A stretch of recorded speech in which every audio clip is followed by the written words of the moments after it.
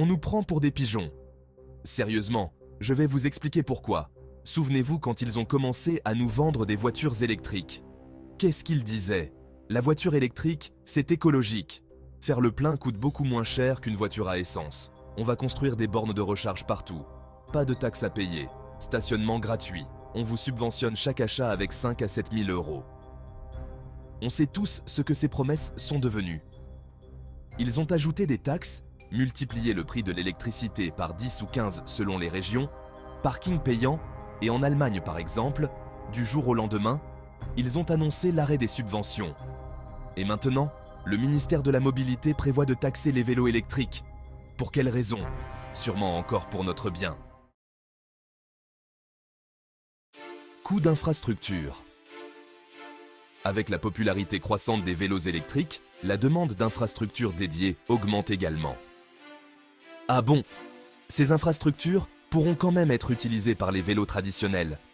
Ou est-ce qu'il y a quelque chose que je n'ai pas compris? Supervision réglementaire. Des inquiétudes existent quant aux normes de sécurité des batteries des vélos électriques suite à des signalements d'incendie. Ah bon? Normalement, ces contrôles sont faits sur toute marchandise importée. Qu'en est-il des voitures électriques qui brûlent de plus souvent que les vélos? Impact environnemental. Bien que les vélos électriques soient généralement perçus comme écologiques, leur production, notamment celle des batteries, a un impact environnemental. Ah bon, cette taxe environnementale est déjà incluse dans le prix d'achat d'une batterie pour vélo. Équité en matière de taxation des transports. Étant donné que les véhicules traditionnels sont fortement taxés en raison de leur impact environnemental, il est nécessaire de veiller à ce que tous les modes de transport contribuent équitablement au coût d'infrastructure et de protection de l'environnement. Ah bon? L'équité, ils s'en soucient maintenant? Et les piétons, pourquoi ne paient-ils pas une taxe sur leurs chaussures? Les trottoirs sont faits pour eux. Promotion du cyclisme traditionnel.